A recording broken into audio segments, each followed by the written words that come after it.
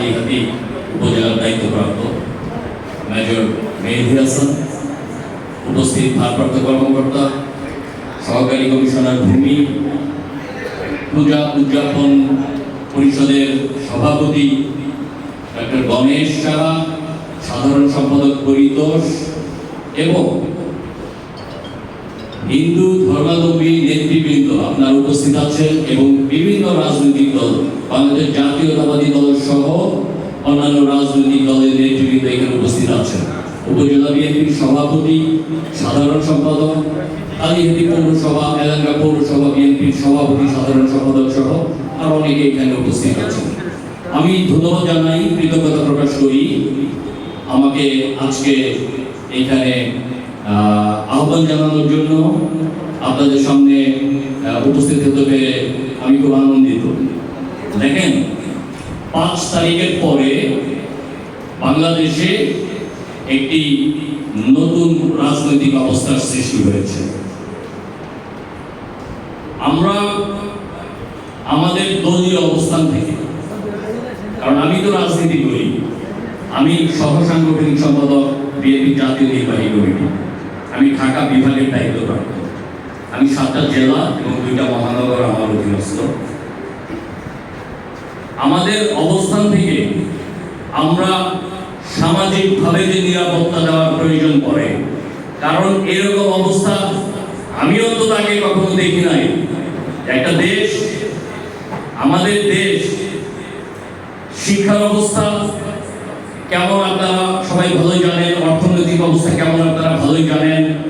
ছোট একটা দেশ, অনেক মানুষ, ঘনবসতি, এমন একটা দেশে সরকার নাই, পুলিশ নাই, সেরকম সামনে থেকে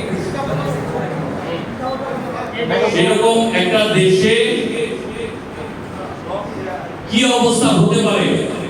আমরা যে অবস্থায় আছি বা ছিলাম, শুধু আমাদের সম্প্রীতির কারণে, আমাদের বন্ধনের কারণে আমরা এই অবস্থা ধরে রাখতে পেরেছি। নইলে আরো অনেক খারাপ কিছু হতে পারত, কিন্তু হয় নাই।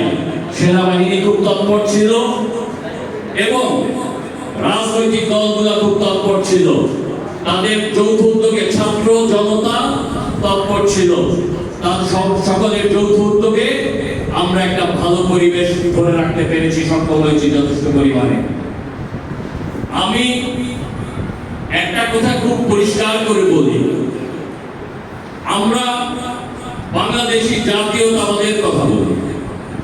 বিএনপির প্রতিষ্ঠাতা শহীদ রাষ্ট্রপতি জিয়াউর রহমান বাংলাদেশি জাতীয়তাবাদ, বাংলাদেশি জাতিকে পৃথিবীর বুকে আমাদের দেশকে এক জাতি হিসেবে তুলে ধরেছেন।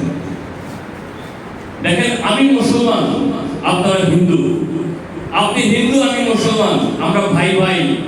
আমরা মুখে মুখে শুধু বলবো আমরা ভাই ভাই, আসলে মুখে বলে ভাই ভাই হওয়া যায় না। একটা কমন গ্রাউন্ড সৃষ্টি করতে হয় একতার জন্য, ঐক্যবদ্ধ হওয়ার জন্য একটা কমন গ্রাউন্ড সৃষ্টি করতে হয়।